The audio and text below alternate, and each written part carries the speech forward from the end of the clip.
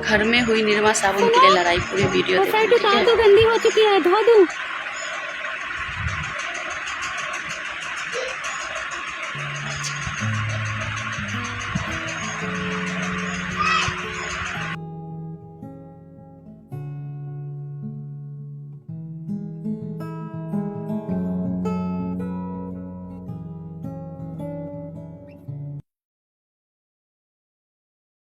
सुनोगे?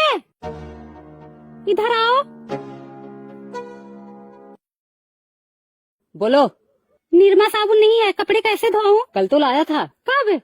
अरे कल 1 किलो निरमा और कपड़ा धोने वाला साबुन लेके आया था। तो किधर गया? भाभी से पूछो, उन्हीं को दिया था, तुम खाना बना रही थी। ठीक है।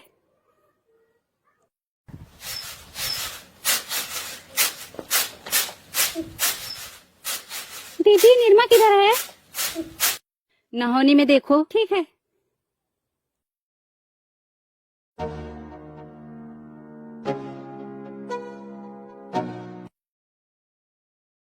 बहिनी रे, अभी कल ही लाए थे, इतना जल्दी खत्म भी हो गया।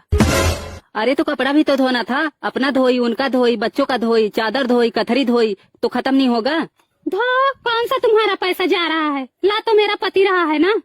मेरा पति तो खुद ही बेशरम है। कितनी बार उनको बोली कि निरमा साबुन लाकर रख दिया करो, लेकिन जो उनके कान में घुसे, न मैं तुम्हारा निरमा साबुन यूज करती, न तुम मुझे सुनाती। दीदी ये तुम्हारा रोज का नाटक है। जब भी घर में निरमा साबुन आता है, तुम तुरंत कपड़ा लेकर बैठ जाती हो और बिना खत्म किए उठती नहीं हो। हाँ तो तुम भी धो लिया करो, तुम्हें कौन रोकता है? जब तुमसे बचे तब ना। यही तो है, अब कैसे धोए? क्या हुआ?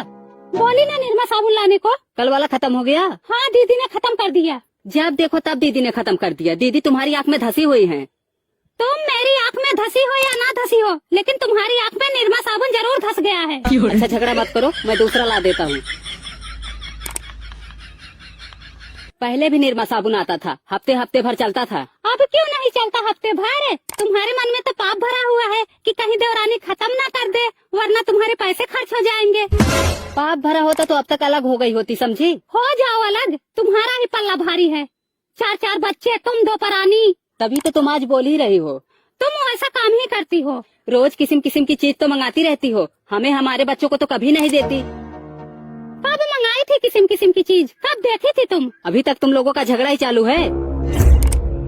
ये लो। पूनम, मैंने तुम्हें कितनी बार समझाया है कि छोटी छोटी बात के लिए झगड़ा लड़ाई मत किया करो। झगड़ा नहीं कर रही हूँ, वही बोले जा रही हूँ। हाँ सब गलती हमारी ही है। लड़ो आपस में, मैं जा रहा हूँ, मुझे कुछ काम है।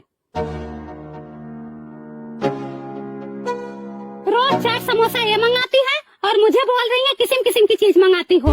तुम्हारी तरह तो नहीं वो चाउमीन खाकर दोना पिछवाड़े फेंक दूं।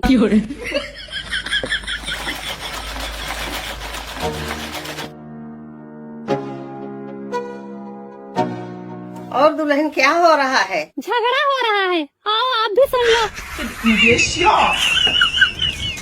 तुम्हारी सास किधर गई? बिटिया के यहाँ गई हैं।